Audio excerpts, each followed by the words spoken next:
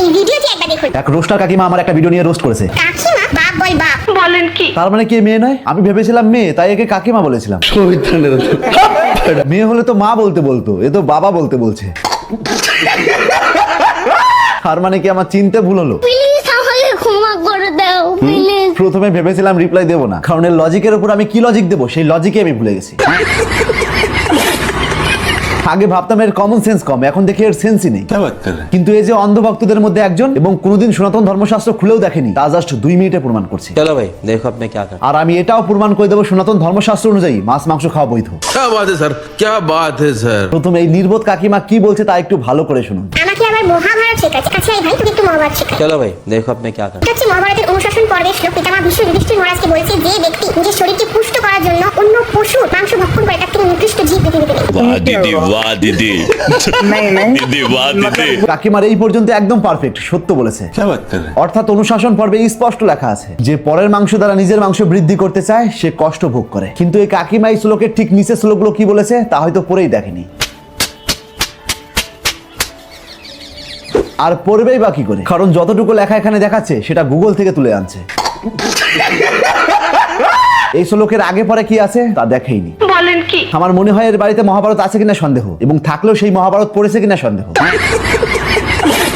চলুন এই শ্লোকের নিচের শ্লোকগুলোতে ভীষ্মদেব কি বলেছে তা আমি বলছি। এটা হলো মহাভারত। এই মহাভারতের সার অনুবাদ করেছেন রাজশেখর বসু। এই মহাভারতের অনুশাসন পর্বে এই বইয়ের 508 নম্বর পেজে স্পষ্ট লেখা আছে, যজ্ঞাদি কর্মে এবং শ্রাদ্ধে পিতৃগণের উদ্দেশ্যে যেই মন্ত্রপুরুত মাংস নিবেদিত হয় তা পবিত্র। অর্থাৎ যজ্ঞ বা শ্রাদ্ধে পবিত্র করা মাংস খাওয়া বৈধ। কি কাকিমা বিশ্বাস হলো? প্লিজ আমাকে ক্ষমা করে দাও প্লিজ। এখন আবার এটা বলবেন না এই বই জাল, এটা আমি নিজে লিখেছি।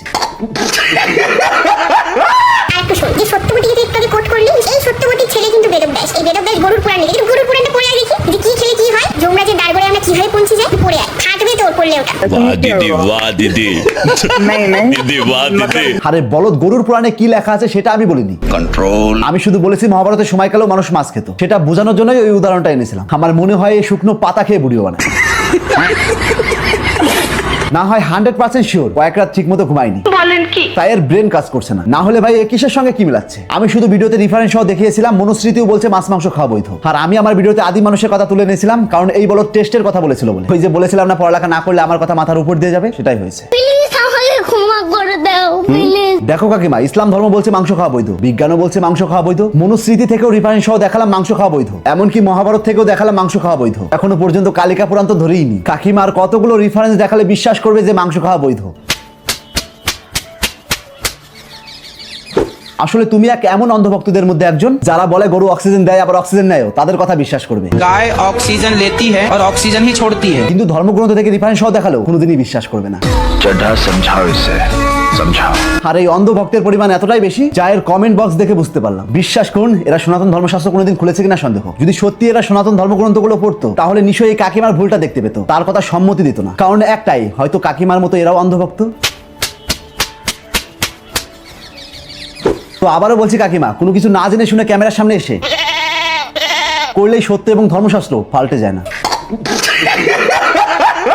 আর হ্যাঁ, কাকিমা যেন কি বলেছিল, প্রাণী খাওয়া বন্ধ করে দিলে কিচ্ছু হবে না। তাহলে চলো ভিডিও শেষে তোমাকে একটা ট্রেলার দেখাই। ডানকুনি প্ল্যাটফর্মে আমরা এই মুহূর্তে আছি। তো এখানে গরু দেখেন, প্ল্যাটফর্মে গরু ভর্তি, গেটের সামনে গরু ভর্তি। দেখতে পাচ্ছ কাকিমা, জাস্ট এক কুরবানিতে পশ্চিমবঙ্গের মুসলিমরা গরু কাটেনি, তাতেই প্ল্যাটফর্মের এই অবস্থা। যদি 20 বছর মানুষ গরু ছাগল হাঁস মুরগি খাওয়া বন্ধ করে দেয় তাহলে কি অবস্থা হবে, সেটা কতটা ভয়ানক রূপ নেবে। ভাগ্যিস বাফেলোগুলো বাইরে রপ্তানি হয়। প্লিজ আমাকে ক্ষমা করে দাও প্লিজ। জাস্ট তোমার ওই অন্ধের চশমা খুলে একটু চোখ বুজে রিয়ালাইজ করো কি কি হতে পারে। चड्ढा समझाओ इसे समझाओ। আর আমাকে রোস্ট করেনি, আমি আমার একাধিক ভিডিও দেখে যা বুঝতে পারলাম, এরা আসলে আমার কথার ভুলের চাইতে আমার হাত নাড়ানো, আমার কপালের টিকা এবং বড় বড় চুল নিয়ে বেশি ব্যস্ত। अभी मैं गाली नहीं दे सकता। नहीं गाली नहीं देना। अब फैमिली देखती है, वरना मैं ऐसे ऐसी गाली दूं, ऐसे ऐसे गाली दूं ना, जिंदगी भर याद रखें ये बड़े भाई। প্রথমে এই হাত নাড়ানো নিয়ে কথা বললো, তাই এইরকম করে ভিডিও করলে সনাতনী হওয়া যায় না। कंट्रोल হাত দিকে কপালের টিকা নিয়ে কথা বলছে, কপালের মাঝখানে একটা লাল টিপ থাকলেও সনাতনী হওয়া যায় না। कंट्रोल। পরের ভিডিওতে হয়তো যুক্তি না পেয়ে আমার চুল নিয়ে কথা বলবে।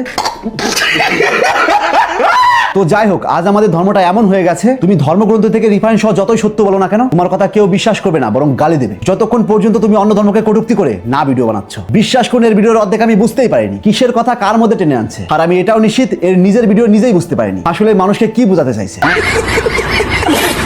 তো যাই হোক, এই সেন্সবিহীন কাকিমাকে নিয়ে আমি আর ভিডিও বানাচ্ছি না। আর হ্যাঁ কাকিমা, তুমি যে ভিডিওগুলো বানাও সেগুলোকে রোস্ট বলে না, বরং মানুষকে চেটে ভিউ কামানো বলে। তাই বলছি, কাউকে রোস্ট করা যেমন আমার কাজ নয়, ঠিক তেমনই ধর্ম না জেনে ধর্মের কথা বলা তোমার কাজ নয়। আর হ্যাঁ কাকিমা, বাথরুমের মধ্যে লুকিয়ে লুকিয়ে ভিডিও না বানিয়ে একটু ভালো জায়গায় ভিডিও বানান। কিছু মনে করবেন না, আপনার পিছনে যে টাইলস লাগানো সেটা বেশিরভাগ বাথরুমে লাগানো হয়।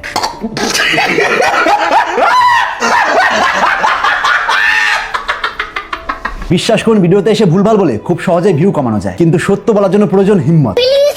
ক্ষমা করে দাও প্লিজ। আর সবচেয়ে বড় কথা, তুমি ভেজ খাবে খাও, কিন্তু তার জন্য ধর্মের দোহাই কেন দিচ্ছ? আজও পাবলিক এগুলো আছে। गजब बेइज्जती है।